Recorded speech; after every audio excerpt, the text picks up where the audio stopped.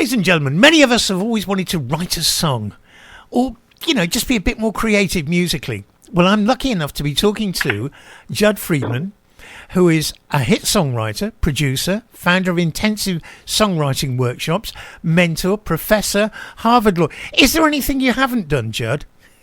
Well, I wish I was better at plumbing and working around the house and home repair because I'm hiring people nonstop for that stuff. Yeah, so I'm really bad at that. So yeah, plenty of stuff I haven't done. Trust me.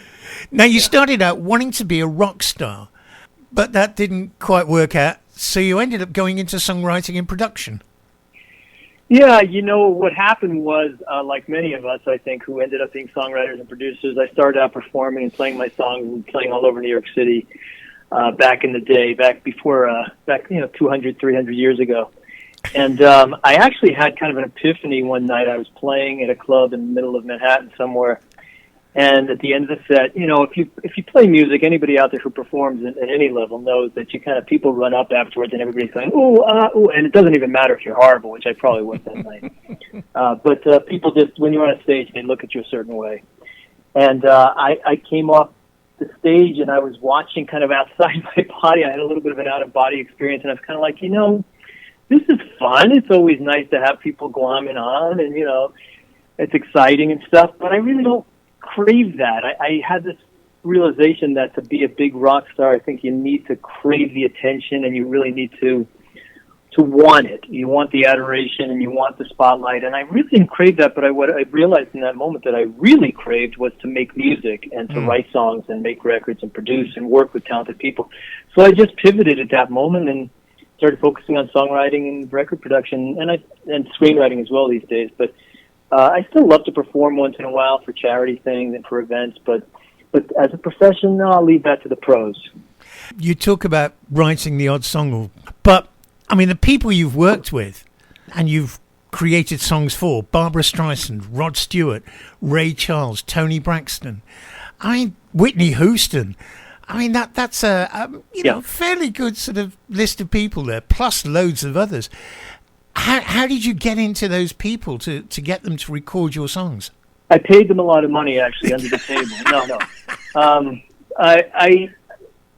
There's no linear answer to that, Lee. It's incredibly hard. It always was incredibly hard. It's even harder now, probably, to actually get to artists and try to get them to record your songs. These days, almost every song that's recorded by an artist is co-written by the artist.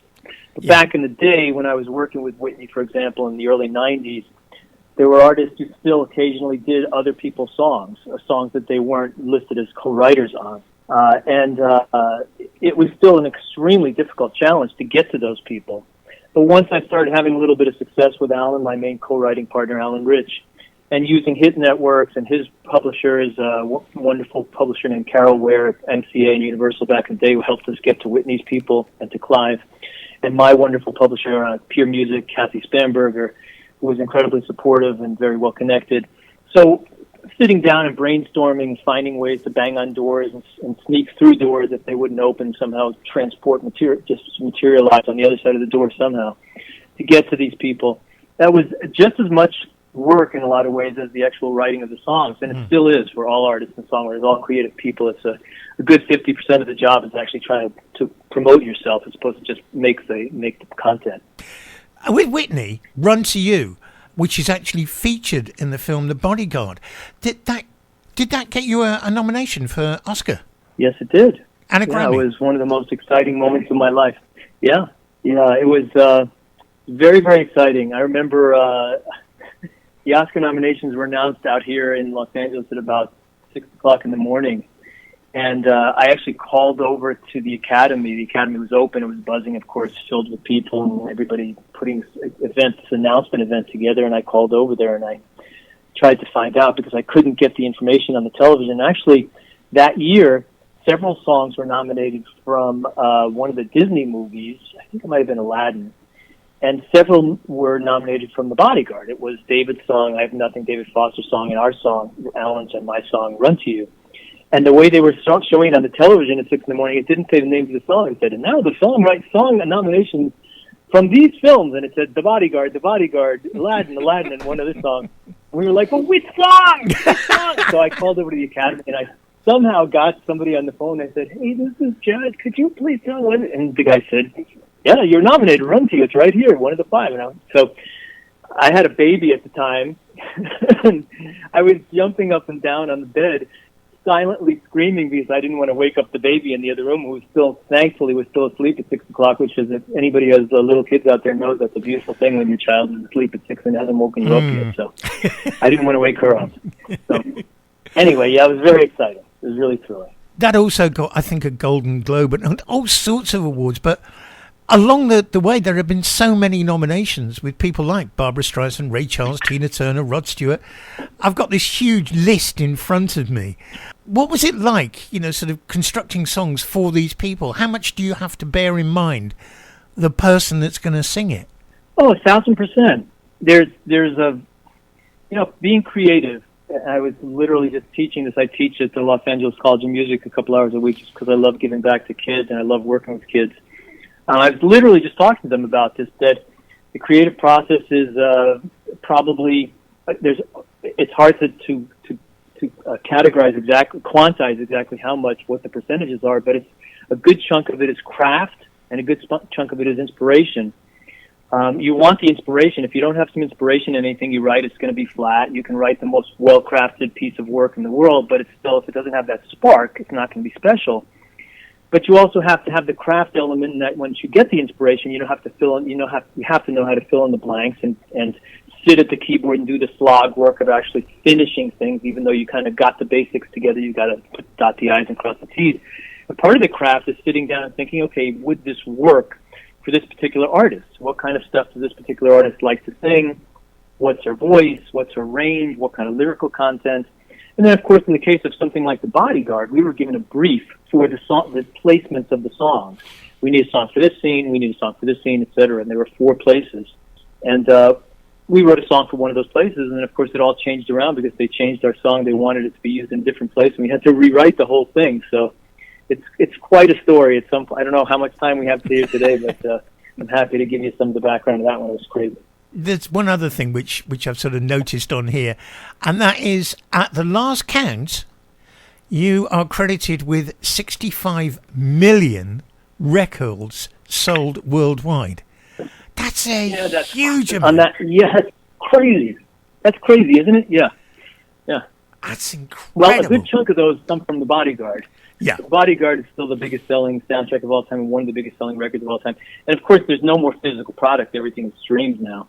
So it's vinyl and CD sales are much lower than they used to be. There's no one's ever going to sell tens of millions of records again, actual physical product. So that's pretty exciting. Yeah, it was a lot of fun. Now, of course, the Whitney movie, which is all about The Bodyguard and Whitney Houston herself, is now out. So that sort of brought these things back into the limelight again. Yeah, there's been a lot of Whitney hoopla in the air in the last couple of months. We've done a lot of interviews. Alan, Rich, and I, my songwriting partner and very close friend, and I have done a lot of interviews about her, and both video and television and radio and websites and stuff, and the Whitney people and the film people. So it's been real fun talking about and reliving those days working with her. It was just an incredible experience. I mean, the woman was just so unique and so gifted and such a terrific person as well. Just a doll to work with. So it's been a lot of fun. It's great to see. It's pretty miraculous that in this day and age, particularly the way things move so fast in the digital era, things are here and gone so fast, and they slip through your fingers so fast. And there's so many things competing for people's attention. But certain things just kind of stick around because they really are very special. And Whitney was very special, and I'm very happy that we were part of her world and we got to share in that. Now, one of the things that you do is studio mentoring and also helping aspiring writers and artists with their writing, producing and performing. And you do this obviously through your own website, etc. But if I'm right, you take this whole thing on the road, don't you? Yeah, we're actually about to do one in Spain, March, what is that date? I think it's March, Saturday and Sunday, March 4th and 5th, and then 6th and 7th I'm going to stick around, also do some individual mentoring with a few of the students. It's a workshop in Spain, in the south of Spain, and I was doing quite a few of these around the world pre-pandemic, and in the last couple of years we've been doing all of them on Zoom.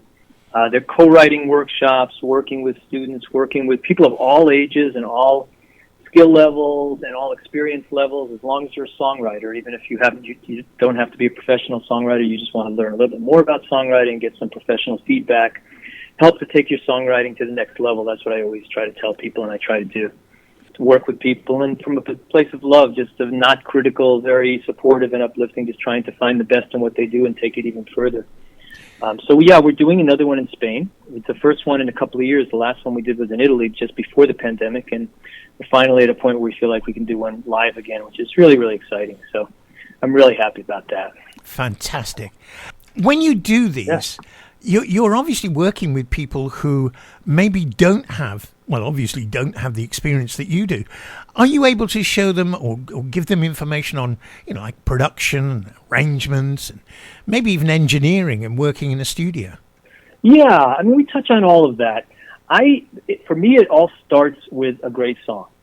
So my workshops are generally geared towards songs. I don't care if you're a producer. I don't even care if you're an artist.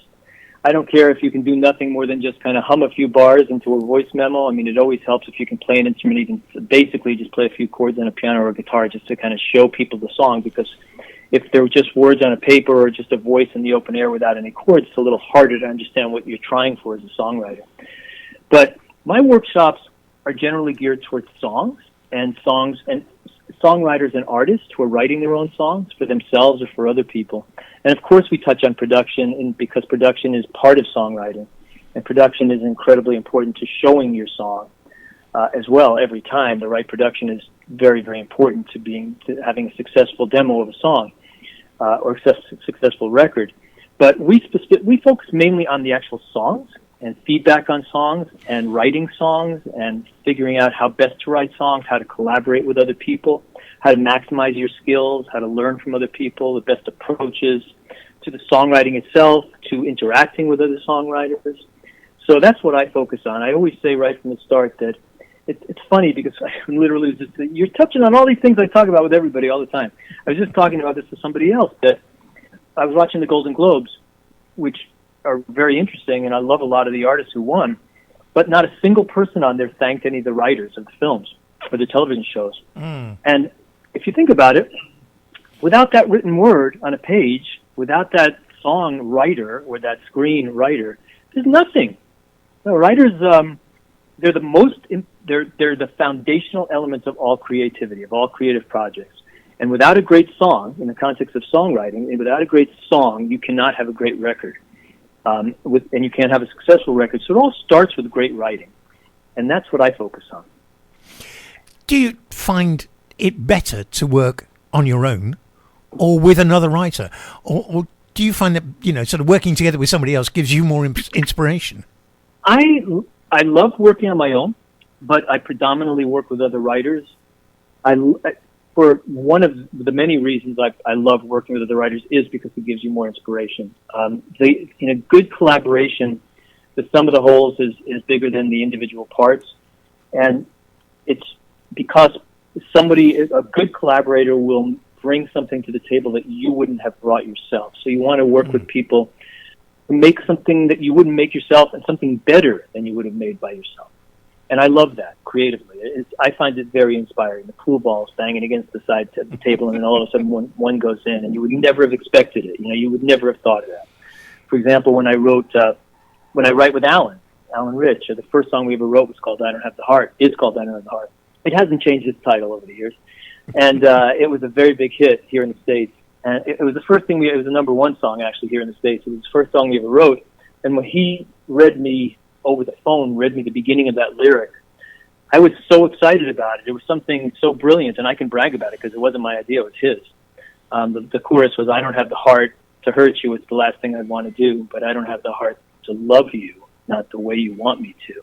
And it was so heartbreaking, so beautiful, and it was such a cool twist on the cliche of "I don't have the heart," that it inspired me so much that I ran off into my little studio, and 15 minutes later I called him and I said, "I've got the song, basically. I've got the music, and you got to come over here. I'm excited about it." So that's the kind of thing that can happen with a good collaborator. I love collaboration. Yeah. That was the hit by James Ingram, yeah? James Ingram, yes. Yeah. Big stories behind that one too. We don't. If we had 2 or 3 days to do this, man, I could tell you lots of stories that would curl your hair.